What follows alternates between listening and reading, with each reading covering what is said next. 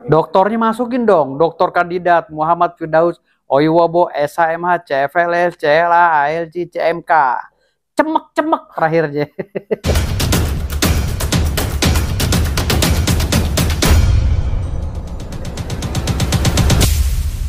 Kita Mirjani, Mama Lemon, Mama Lemon. Oleh penyidik. Halo Well. Halo Well, apa kabar Well? Gitu. Oleh penyidik Polda Metro Jaya atas dugaan kata pemerasan yang lebih kental dan juga ada TPPU. Nah, Abang menganalisanya gimana, Bang? Kalau pemerasan sih, yang gue lihat ya, yang gue lihat ini pemerasan itu, gue baru lihat sepihak ya, baru lihat sekilas. Kayaknya dilakukannya pemerasan itu kalau terjadi, yang melakukan itu si Mail, bukan Nikita.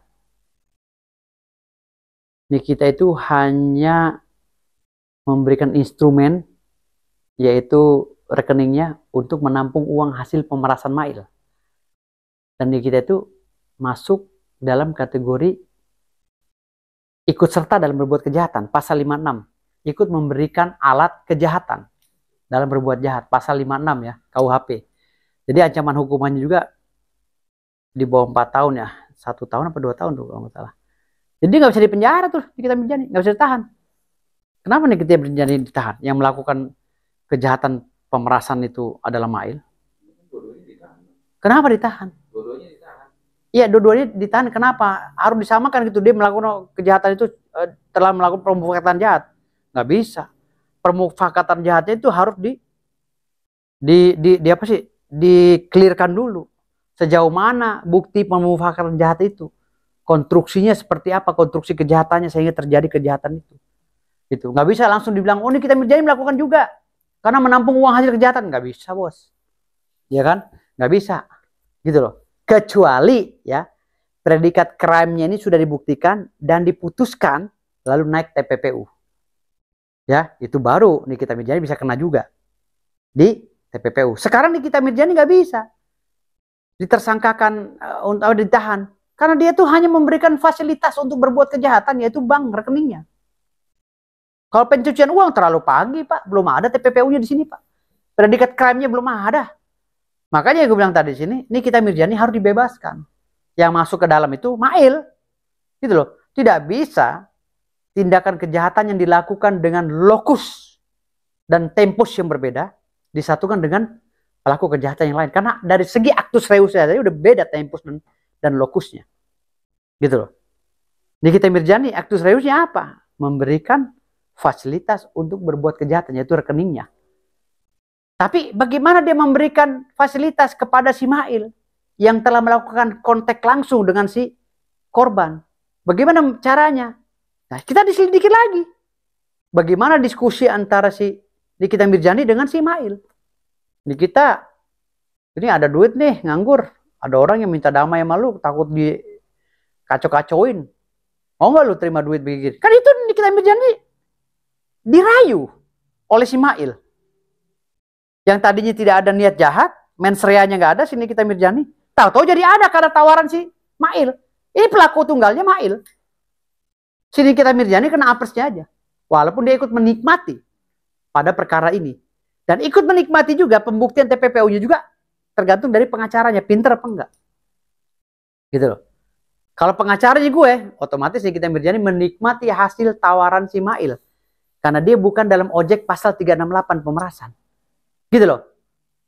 Kalau dia dalam ojek pasal 368, dia ikut serta di dalam situ dan ikut juga ya melakukan kejahatan di waktu yang sama. Tempus delicti, locus delicti yang sama. Maka ketika hukum acara pidana mengatakan bahwa beda tempus, beda locus, maka beda juga penerapan hukumnya, penerapan pasalnya. Jangan disamain, gitu loh. Yang dimaksud dengan berbuat kejahatan secara bersama-sama dan pasalnya harus sama, itu dilakukan dengan tempus yang bersama-sama, lokus yang bersama-sama. Dengan pemufakatan jahat yang sudah memenuhi unsur. Yang sudah direncanakan. Walaupun mengetahui, itu yang tadi termaktub dalam pasal 55 KUHP atau 56. Memberikan fasilitas atau berbuat kejahatan dalam melakukan pemufakatan jahat, tapi hanya ya kan, sifatnya memberikan fasilitas. Karena awalnya yang menakut-nakuti si korban itu adalah si Mail yang gue lihat, yang gue dengar ya. Nah, makanya kaitan hukumnya, kausalitasnya antara si Mail dengan si Nikita Mirjani ini, masalah tindak kejahatan ini, dari mana? Bagaimana cara merayunya? Kalau gue jadi pengacara Nikita Mirjani, gue bantah semua, udah Mail, lu masuk aja penjara, gue di luar. Kenapa? Karena gue gak pernah merasa begitu. Lu kasih gue, lu bilang duit itu duit damai apa, gue gak tahu. Kan lu yang berbuat janji sama dia. Gue hanya menyiapkan rekening, gue nggak tahu itu ruang apa. Kalau gue pengacaranya ya. Tapi kan BAP udah jalan. Iya, tapi secara hukum sama dikata Ismail itu jadi tumbal, Bang. Lo bukan jadi tumbal, dia pelaku utama. Kalau dia dari percakapan itu pelaku utama dia. Dia yang nakut-nakuti. Awalnya Nikita Mirjani nggak pernah berbicara, tapi Mail yang berbicara. Sehingga si cewek itu merasa ketakut-takutan. Atau cewek itu menjebak. Bisa jadi. Kalau dilihat dari ilmu psikologis, bahasa si cewek itu ilmu menjebak itu. Karena dia sambil senyum, sambil apa, menjebak. Mail tidak sadar di situ. Dijebak. Akhirnya si cewek itu merekam. Nah, unsur merekam ini juga bisa kita jadikan cacat formil dalam pembuktian. Gitu. Sesuai dengan pasal 184 KUHP dengan Undang-Undang ITE nomor pasal 3 dan pasal 4. Bagaimana dia bisa membawa alat bukti dengan hasil kejahatan. Dia ingin mewujudkan rasa keadilan dengan mewujudkan pelaku kejahatan di dalam proses perkara tersebut, tetapi dia juga berbuat jahat, gitu loh, melakukan intersepsi, perekaman tanpa izin lalu dibawa kemana-mana. Ada unsurnya Pak, apalagi itu beredar kemana-mana, itu intersepsi. Itu yang menjadi rahasia harusnya. Kalau memang buktinya ada, ya silakan buktikan di pengadilan. Karena menurut pasal 48 Undang-Undang nomor 29 tentang kewenangan hakim atau kekuasaan hakim, setiap orang yang tersangka, terduga, terdakwa, belum tentu bisa dibilang dia itu bersalah dan terpidana sebelum adanya putusan hakim yang ingkrah. Kalau putusan hakim yang verdik saja masih bisa dibantah oleh putusan-putusan banding dan kasasi. Verdik belum ada putusan tetap. Kalau ingkrah sudah sampai tingkat kasasi atau PK. Jadi pertanyaannya soal viralnya video percakapan itu juga ada unsur juga poin untuk dalam undang-undang untuk menjerat memviralkan itu juga ya Pak? Yang viral bisa kendal Pak.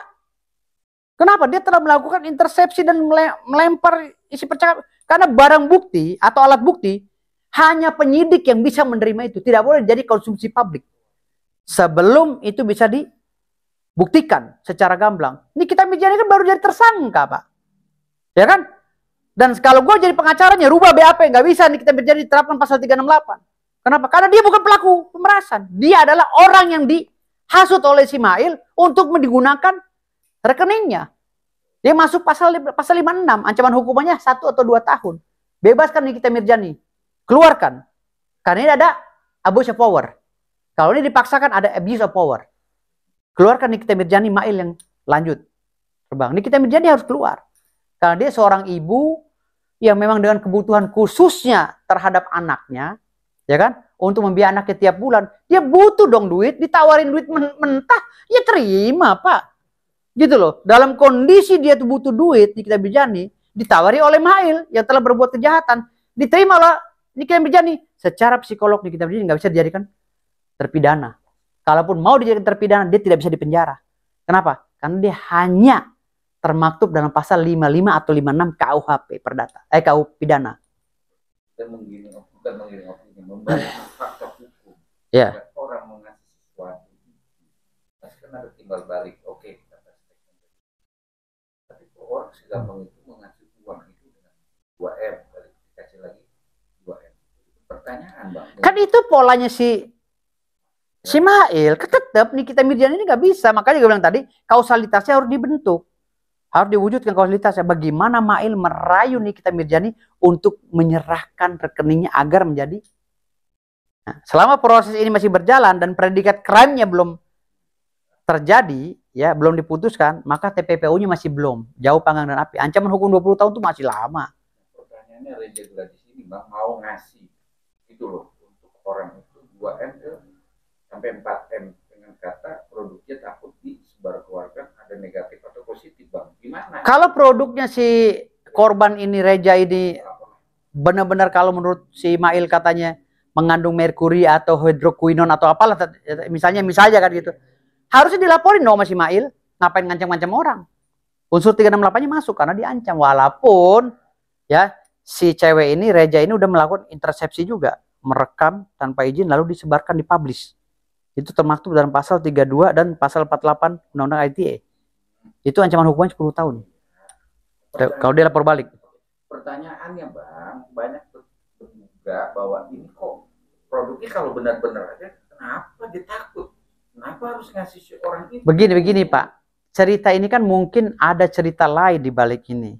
Mungkin gue dengar kan selintas suaminya pernah bermasalah juga karena istrinya pernah itu bukan masalahnya. Bukan ya, yang istrinya diancam gitu, suaminya kan dia tuduh bandar narkoba, itu bukan ya? Ada sih. Ya kan? Itu ada, itu ada. Kan ada kan waktu sebelumnya kan si Nikita membongkar masalah narkoba suaminya kan. Bisa jadi suami ini memang jaringan narkoba yang backingnya juga ada kuat juga. Dugaan ya. Bisa jadi. Sehingga dipolitisirlah Nikita Mirzani ini. Bagaimana cara targetnya bisa masuk. Kan Nikita Mirzani musuhnya banyak Pak. Dan musuhnya nggak kaleng-kaleng Pak. Gitu loh. Kan gue bilang tadi di sini. Ini imbas daripada hal-hal yang telah lalu. Yang diperbuat olehnya. Gitu loh. Tetapi kalau bicara masalah hukum positif. Ya secara objektif gue bahas seperti itu tadi. Nikita Mirzani nggak bisa diterapkan pasal 368 karena dia hanya orang yang dirayu oleh si Mail dengan berbagai cara dan daya upaya untuk menyiapkan alat melakukan kejahatan, untuk melakukan kejahatan. Tapi kalau dugaan sebelum melakukan itu ada koordinasi percakapan di belakang. Itu yang gue bilang tadi, kausalitasnya harus dibuktikan. Percakapannya kalau lisan, gue pengacaranya nggak bisa diterima. Kalau gue pengacaranya nggak bisa, jangan diakuin. Pengacara itu harus benar-benar bisa memprotek kliennya. Gue pernah melakukan hal tersebut sehingga klien gue itu tadinya ancaman hukuman 20 tahun jadi 3 tahun divonis. Pernah gue. Lu ngomong begitu lisan apa tulisan? Lisan Pak, nggak usah diakuin. Lu ngomong gitu nggak usah diakuin. Iya, gue kalau pengacara begitu. Gue untuk melindungi hak hukum klien gue gitu. Gimana ngomongnya? Ini Pak, saya nggak enak. Nggak usah pakai perasaan, lu nggak usah ngakuin, nggak ada selama nggak ada buktinya, nggak usah diakuin. Gue bilang begitu. Jadi klien gue selamat dari tuntutan 20 tahun, jadi 3 tahun. Jadi pertanyaan sebelum cakapannya ada, ini mau begini, mau nggak begini, itu gimana? Buktikan dong. Kan gue bilang tadi kausalitasnya. Kalau buktinya hanya lisan aja nggak bisa dibantah. Yang sudah beredar video itu ya. Iya, tetapi kan BAP sudah berjalan Pak, sudah menjadi tersangka, makanya harus baca lagi rentetan peristiwanya. Bagaimana si pengacara itu jeli dalam membantah dalil-dalil hukum si penyidik. Kan gitu. Bagaimana caranya? Kok bisa nih kita bisa dipakai baju oranye juga? Karena apa? Karena temposnya beda, lokusnya juga beda. Kenapa diterapkan dengan pasal yang sama? Nggak bisa, nggak ada sejarah dalam hukum pidana itu. Tempus delicti, locus delicti, actus reusnya berbeda motifnya. Kok bisa dikenakan pasal yang sama? Itu udah ngaco semua itu. Bebaskan Nikita Mirzani, keluarkan. Tapi kan narasi itu buat ya kan sekarang sebelum jadi tahanan ada dugaan ini tidak kooperatif dalam pemanggilan. Masalah kooperatif itu dalam pasal lain, pasal 213 kalau nggak salah. Jadi masalah dia tidak kooperatif, menghalang-halangi proses penyidikan, itu ada pasal lain. Kalau polisinya itu keberatan, kan polisi nggak keberatan. Tetap pasal yang digunakan itu pasal bukan pasal dia tidak kooperatif. Masalahnya ancaman hukuman yang tadi 9 tahun, pemerasan. Gitu. Jadi saya bicara masalah pemerasan aja, belum ke TPPU. TPPU masih jauh tuh pasal 80 kalau salah. Undang-undang TPPU. Oke Bang, tapi kan kemarin dari pihak keluarga sendiri atau anak dari kita Mirzani juga akan mengajukan soal penangguhan penahanan. Percuma penangguhan penahanan. Pidana di atas 5 tahun nggak usah penangguhan penahanan. Udah. Restoratif justice, penangguhan penahanan itu hal yang sia-sia. Ntar dia dikibulin lagi sama oknum, dimintain duit lagi. Udah nggak usah penangguhan penahanan. Pra-peradilan aja. Itu lapor balik lagi dari pihak NN. Itu bisa nggak Bang? Lapor balik intersepsinya. Undang-undang ITE. Kenapa beredar rekaman dia? Kan semua punya hak.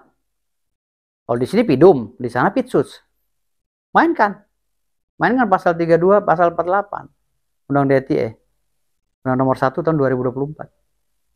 Kalau untuk mengajukan dasarnya untuk lapor balik dalam produknya sendiri gimana? Nggak bisa, itu harus ada kajian. Itu bukan pelapor balik namanya BP POM sudah keluar. Ya, nggak bisa dilaporin. Namanya BP POM yang tanggung jawab BP POM, perdata itu semua. Gugat, Kan ini materi, gugat PT UN. tapi kan ini materinya kan masih dugaan bahwa itu belum ada BPO atau gimana? Gimana Bang? Ya kalau belum ada BPPOM-nya, undang-undang konsumen lah. Undang-undang nomor 8 tahun 1999, gugat dia 100 miliar. Kalau ada kerusakan kulit. Kan gitu. Kalau ada kerusakan kulitnya, si korban itu yang harus diajukan untuk menjadi penggugat, bukan pelapor. Gitu. Bukannya yang dilapor. Kan undang-undang perlindungan konsumen, gugat aja biar dapat duit 100 miliar. Nanti kalau udah sah, pidananya baru munculin. Gitu loh. Jadi kompetensi absolutnya yang harus dimunculkan. Siapa? Siapa yang harus melaporkan ini? Nggak bisa si Loli lapor balik. Apa lapor balik? Lapor balik itu hanya si korban. Karena ini delik aduan absolut. Ya Bang, tapi kan di belakang ini juga banyak dugaan yang mengopek atau ada yang terlibat di belakang layar seorang digital ini yang sekarang kita. Apakah itu juga harus diproses Bang? Terlibat mana? Dalam kasus ini Karim yang ikut dalam tanda kutip mengomentari atau ada di pihaknya Nikita Mirzani atau di pihaknya Dedi sendiri. Mengomentari masalah apa sih? Soal lihat sini kan ada juga ada yang ikut dalam tanda kutip yang kemarin sebelum sini Nikita Mirzani itu ada dokter-dokter juga mengomentari masalah. Ada dugaan juga ikut terlibat untuk pemerasan itu juga harus diproses, harus di dalam Proses juga. Proses. Kalau ikut-ikut, misalnya dokter Oki ikut juga nakut-takutin, proses dia kena. Pasal 55-nya dokter Oki. Kalau Nikita Mirzani lebih ke pasal 56. Gitu. Jadi ini terakhir untuk closing buat pandangan abang analisa hukumnya kasusnya Nikita Mirzani masih ada dugaan-dugaan bahwa Nikita ini belum fokus dalam perkara ini dan ditahan ya Bang? Nggak boleh ditahan dong Nikita Mirzani. Kan dia hanya kena pasal 56 KUHP. Kan gue udah bilang tadi, setiap perbuatan bisa diterapkan pasal yang sama apabila dilakukannya bersama-sama dengan tempus delikti, locus delikti yang sama. Dengan motif yang sama. Tapi kalau motifnya udah beda, actus reusnya udah beda, tempus deliktinya beda, locus deliktinya beda, jangan disamakan dong bos. Sama aja kayak kasus Vina dong kalau begitu. Hah? Ya kan, mana yang nyiapin batu, mana yang ikut nongkrong, mana ini dipasalin semua sama. Hukuman seumur hidup. Jangan begitulah. Bebenahlah itu. Makanya ini kan gue sama kayak pembekuan gue ya kan. Pembukuan berita acara sumpah. Gue lagi tidur siang, toto dibekuin, besok ada. Lah, ini apa nih? Hah? Berita acara sumpah gue tuh dibekuin. Gue tahunya dari apa? Dari media sosial. Nggak ke kantor gue tuh surat sampai sekarang. Jadi kayak sama kayak gitulah. Perbaiki hukum ini gitu. Makanya gue bilang tadi sini. Gue gimana ya, sedih, miris ngeliat. Padahal menteri hukumnya pakar-pakar hukum loh, Pak Yusril, Pak Oto Hasibuan. Tapi kenapa nggak bisa membenahi pola hukum yang seperti ini? Berantakan semua, kasihin Pak Prabowo-nya, Pak. Segitu besarnya Pak Prabowo programnya, cita-citanya luhur, banyak koruptor yang ditangkap. Tapi sistem hukumnya masih keropos, padahal digawangi oleh ahli-ahli hukum. Hukum tata negara, Profesor Dr. Oto Hasibuan hukum pidana, perdata. Tapi kok masih cara-cara seperti ini diterapkan di Indonesia? Gitu loh. Padahal ada gium lex specialis derogat lex generalis. Kenapa dicampur aduk kayak nasi uduk? Gitu.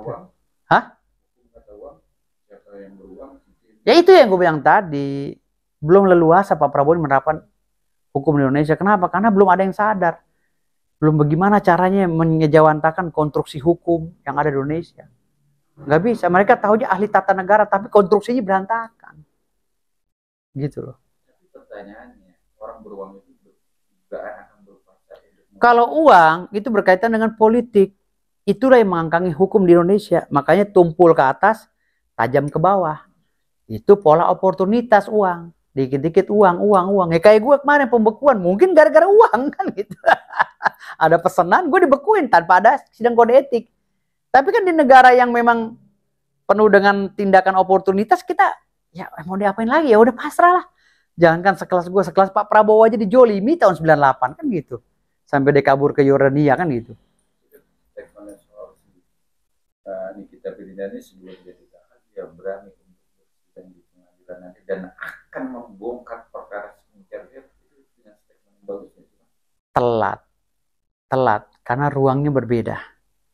Ingat ya, semua persidangan akan membahas apa yang menjadi perkara utama atau pokok perkara yang dibahas. Dia tidak akan melebar kemana-mana. Misalnya ada bukti, lu bikin laporan lagi dong buat pembuktian di persidangan lain. Masalahnya ribet lu kalau di dalam mau ngelaporin mereka. Kecuali ada korban yang lu utus untuk beli produk dia, diuji lab, tes, ternyata ada hidroquinone dan merkurinya. Baru lu, ini yang asli, ini yang palsu. Dan hukum itu kan pembuktian, pembanding. Mana pembandingnya? Gitu. Jadi lu bisa tuh menerapkan itu.